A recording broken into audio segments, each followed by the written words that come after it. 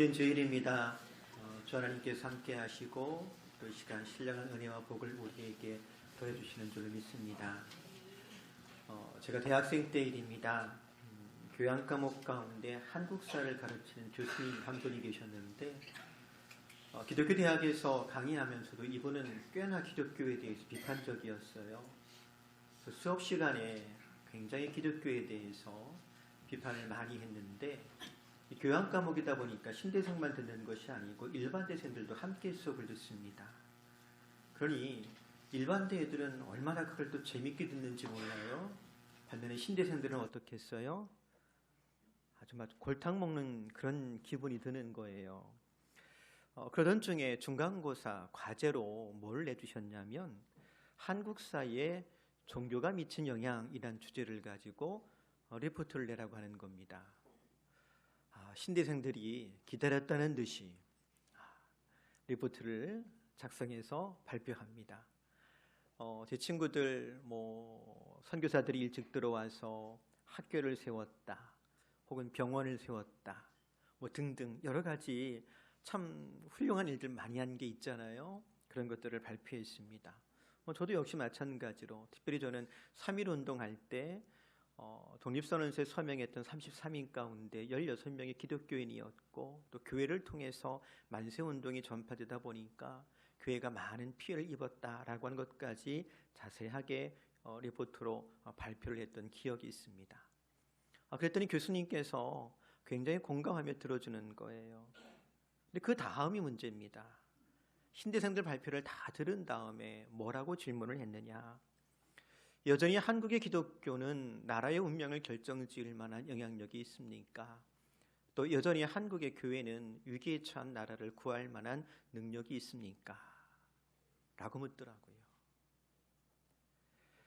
설교 준비하다가 30년도 더 된 이야기가 문득 생각이 나서 여러분하고 좀 함께 나눕니다. 그러면서 혼자 이런 질문도 한번 다시 해봤어요. 우리 교회는 국가의 운명은 아니더라도 지역사회의 운명을 결정지을 만한 영향력이 있는가? 우리는 위기에 처한 나라는 아니더라도 위기에 처한 가정을 구원할 만한 능력은 있는가? 우리가 알기로 과거의 교회는 국가의 운명을 결정지을 만한 영향력이 있었고 또 우리 믿음의 선배들은 그럴 만한 능력 있는 성도들이었다라고 역사가 증언합니다. 그래서 소망하기는 이제 저와 여러분도 그리고 우리 교회도 그 같은 능력 혹은 영향력을 회복하는 교회와 성도가 될 수 있기를 바랍니다. 이를 위해서 주님께서 우리를 불러서 그리스도의 몸된 교회가 되는 은혜를 허락해 주신 줄로 믿습니다. 2026년 우리가 믿음으로 시작하였는데 성령께서 제한 없이 우리를 통해 일하시는 한 해가 될 수 있기를 축복합니다. 마태복음 말씀을 계속 함께 읽고 있습니다. 특별히 마태복음 5장에서 7장까지는 소위 산상수훈이란 이름으로 알려진 유명한 말씀들이지요. 그런데 마태복음 5장 1절에 보면 이렇게 시작합니다. 예수께서 무리를 보시고 산에 올라가 앉으시니 제자들이 나온지라. 예수님을 따르는 많은 사람들이 몰려들었습니다만 특별히 주님께서 이 말씀을 누구 들으라고 하셨느냐? 제자들을 위해서 해주셨더랍니다. 그리고 초대교회 성도들은 이 말씀을 기억해야 되겠기에 이 마태복음의 이 말씀을 기록한 것이겠지요. 그래서 한번 생각해 봅니다. 과연 마태가 이 복음서를 기록할 당시 마태와 초대교회 성도들이 붙잡고 씨름하던 고민은 과연 무엇이었을까? 그들이 무엇을 고민했기에 마태는 이 마태복음 5장에서 7장까지 이 말씀을 기록했을까? 우리가 잘 알듯이 마태복음은 유대 기독교인들을 위해 쓴 책으로 알려져 있습니다. 즉 유대인으로 태어났지만 예수를 그리스도로 믿은 사람들을 위해 쓴 책이라는 거지요. 그러다 보니 마태복음에는 다른 복음서보다 훨씬 더 많이 구약 성경을 인용하고 있는 걸 볼 수가 있습니다. 선지자를 통하여서 예언하신 대로 예수께서 바로 그 메시아라고 하는 것을 아주 힘있게 주장하고 있는 겁니다. 또 마태복음에는 유대인들이 하나님의 이름을 함부로 부르는 것을 꺼려하는 것을 잘 이해하고 있기 때문에 하나님 나라라고 하는 표현 대신에 천국이라는 표현으로 바꾸어 기록하고 있는 것도 볼 수가 있습니다. 그렇다면 이런 강한 유대교적 배경 속에 있었던 마태와 초대교회 성도들이 가졌던 가장 큰 고민은 과연 무엇이었을까? 다른 어떤 문제보다도 그것은 바로 자신들의 정체성에 관한 문제였을 겁니다. 조금 더 쉽게 표현해 본다면 이런 질문이겠지요. 과연 그리스도인과 유대인의 차이는 무엇인가? 라고 하는 질문입니다. 만약 예수를 믿는 그리스도인과 기존의 유대인 사이에 아무런 차이가 없다면 굳이 유대인들이 예수를 그리스도로 믿고 따를 이유가 없었겠지요. 바로 이런 질문, 이런 고민 가운데서 마태복음의 말씀이 우리에게 주어지고 있는 것입니다. 보세요. 초대교회 당시 로마 제국 구석구석을 다니며 전도했던 사도 바울이 3차 전도 유행을 마치고 예루살렘으로 돌아왔다가 유대인들에게 붙잡혀가지고 거진 맞아 죽을 뻔한 일이 있었습니다. 그때 유대인들이 바울을 고발하면서 한 말이 있지요. 사도행전 24장 5절입니다. 우리가 보니 이 사람은 전염병 같은 자라 천하에 흩어진 유대인들을 다 소요하게 하는 자요 나사렛 이단의 우두머리라. 이 진술을 통해 당시 유대인들이 기독교인을 바라보는 관점이 무엇이었는지 짐작하게 됩니다. 당시 유대인들은 예수 믿는 사람을 마치 전염병 보듯 했고 교회를 가리켜서 나사렛 이단이라고 불렀더라 합니다. 그래서 교회와 지자들은 미움을 받았고 박해를 받았더라 합니다. 그런데 그럼에도 불구하고 지자들은 왜 예수를 그리스도로 믿고 또 그리스도를 전했으며 또 우리처럼 이렇게 교회로 함께 모였을까요? 어떻습니까? 여러분 혹시 예수 믿기 때문에 미움받거나 박해를 받아본 적이 있는지요? 그런데도 우리가 예수 믿기를 포기할 수 없고 도리어 적극적으로 그리스도 예수를 전해야 될 이유는 무엇일까요? 또 예수 그리스도를 믿음으로 구원받은 나와 그렇지 않은 사람은 어떻게 다른지요? 마태는 예수 그리스도를 믿는 것과 유대교의 가르침을 따르는 것이 어떻게 다른지 이렇게 소개하고 있는 걸 볼 수가 있어요. 마태복음 7장 28절 이하에 보면 예수께서 이 말씀을 마치심에 무리들이 그의 가르치심에 놀라니 이는 그 가르치시는 것이 권위 있는 자와 같고 그들의 서기관들과 같지 아니함일러라. 사랑하는 성도 여러분, 우리 주님의 가르침이 세상의 그 어떤 가르침보다도 탁월하며 우리를 구원하는 진리가 됨을 믿습니까? 맞아요. 그래서 우리가 그것을 복음이라고 부르지요. 근데 여러분 한 번 더 생각해 보십시오. 예수님의 가르침만 서기관들과 같지 않고 탁월해야 했을까요? 아니지요. 그런 주님의 가르침을 듣고 따르는 그리스도인의 삶도 서기관들과 바리새인보다 탁월해야만 했을 겁니다. 다시 말하면 예수님의 제자라면, 예수 믿는 사람이라면 바리새인과 서기관들보다 훨씬 더 의로운 삶을 살아야 했다라고 하는 것입니다. 그래서 마태복음 5장 20절에 이렇게 이르세요. 내가 너희에게 이르노니 너희 의가 서기관과 바리새인보다 더 낫지 못하면 결코 천국에 들어가지 못하리라. 보세요. 비록 세상의 그리스도인들을 전염병 보듯 하고 또는 나사렛 이단이라고 하지만 그런데도 주님께서는 제자를 가리켜서 너희는 세상의 소금이다, 세상의 빛이다 라고 하셨더랍니다. 역시 우리도 마찬가지입니다. 우리가 그리스도 예수를 믿을 때 우리는 죄인에서 의인으로 그리고 진노의 심판을 피하여 하나님의 자유된 권세를 누릴 뿐만 아니라 주님께서 선언하신 대로 세상의 소금이요 빛이 된 줄로 믿습니다. 이것이 우리에게 허락하신 큰 은혜요 또 복일 겁니다. 우리가 잘 알고 있는 것처럼 소금은 인내와 순결 그리고 부패를 방지하여 거룩함을 유지하게 하는 용도로 사용이 되었더라 합니다. 그래서 소금을 치면 성결하게 돼요. 모든 제사에는 소금이 빠지지 않습니다. 꼭 필요했더라 합니다. 또 빛은 어둠의 상대적인 개념입니다. 거짓과 무지와 대조되는 진리를 의미합니다. 당시 유대인들, 특별히 바리새인들과 서기관들은 자신들이 어두운 사람들을 비춰주는 빛이라고 생각을 했어요. 하지만 주님은 그들을 향해 뭐라고 말씀하셨느냐? 마태복음 23장 24절에 보면 맹인된 인도자여 하루 사이는 걸러내고 낙타는 삼킨도다 하셨더래요. 맹인된 인도자, 그게 누구라고요? 그게 서기관과 바리새인들이라는 겁니다. 즉 그들은 맹인이에요. 여전히 어둠에 속해 있어요. 대신에 제자들은 그들을 가리켜 너희는 세상의 빛이라고 하십니다. 그렇습니다. 그리스도인은, 우리는 하나님 나라를 위해서 꼭 필요한 사람이고 또 이 어두운 세상에 꼭 필요한 존재입니다. 그러니 우리는 주님의 가르침을 좇아 탁월한 삶을 살아갈 이유가 있는 사람이라고 하는 것 잊지 말기를 바랍니다. 그래서 한 번 더 생각해 봅니다. 그렇다면 탁월하게 산다는 것은 무엇일까요? 주님 말씀하신 대로 세상에 소금과 빛으로 산다라고 하는 것은 무엇을 의미할까요? 주님께서 사셨던 것을 생각해 보면 주님은 희생하며 사셨더라고요. 그래서 세상의 소금과 빛으로 산다라고 하는 첫 번째 의미는 우리 주님 그러하셨던 것처럼 희생의 삶을 사는 걸 겁니다. 한번 생각해 보십시오. 만약 주님께서 오늘 저와 여러분 한 사람 한 사람을 붙잡고 물으시기를, 사랑하는 친구여, 당신은 그리스도인으로서 지난 한 주간 어떻게 희생을 치렀는가? 라고 묻는다면 여러분 뭐라고 대답하겠어요? 예수님, 생각해 보니까요, 제가 지난주에는 교회를 2번이나 왔다 갔네요. 뭐 이렇게 대답하겠습니까? 아니면 누가복음에 나오는 어떤 바리새인처럼, 하나님, 나는 저 세리 같지 않음을 정말로 감사합니다. 하나님 아시지요? 저는 일주일에 2번 금식하고요, 저는 11절을 꼬박꼬박 냈어요.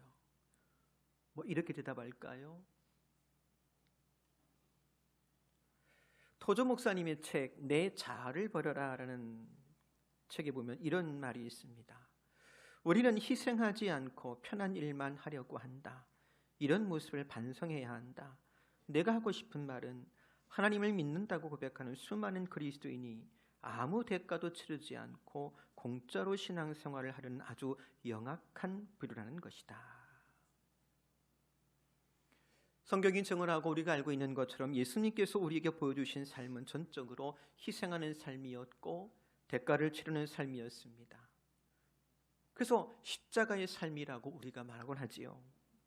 그리고 우리 믿음의 선배들도 예수님처럼 희생의 삶을 살았더니 역사에 어둠이 들어졌던 때에 민족의 자주 독립을 외치는 만세 소리가 교회와 성도들을 통해서 외쳐나왔고, 오랜 무지와 가난 속에 매여있던 민족을 깨우는 빛이 교회와 성도들을 통해 비추어졌고, 전쟁의 폐허 속에 시리에 찬 민족의 새 생명을 불어넣는 소망이 교회를 통해서 전파되었던 것을 보게 됩니다. 그리고 오늘 기꺼이 이 세상의 소금과 빛으로 살아가기를 자원하고 소망하는 저와 여러분을 통해서, 그리고 우리 교회를 통해서 다시 한번 이 같은 십자가의 능력, 희생의 능력이 회복되어지기를 주의 이름으로 축복합니다. 두 번째로, 과연 세상의 소금과 빛으로 산다는 것이 어떤 의미일까? 말씀을 비춰보니 하나님의 영광을 구하는 삶이라고 전하십니다. 마태복음 5장 16절이 이렇게 이르시지요. 이같이 너희 빛이 사람 앞에 비치게 하여 그들로 너희 착한 행실을 보고 하늘에 계신 너희 아버지께 영광을 돌리게 하라. 세상에서는 착한 사람이 칭찬받습니다. 아무리 세상이 못됐다 치더라도 착한 일 하면 의뢰 사람들은 칭찬해줘요. 그렇지 않습니까? 가끔 뉴스에 나오잖아요. 누가 술에 취해서 기차 선로에 떨어졌는데 마침 휴가 나온 군인이 그 사람을 구해줬다고. 어떤 소방관이 휴가 중에 식당에 들어가서 밥을 먹는데 마침 그 식당에서 그만 불이 난 거예요. 휴가 중인 소방관이 몸을 사리지 않고 뛰어들어서 불을 끄고 사람들을 구했다고.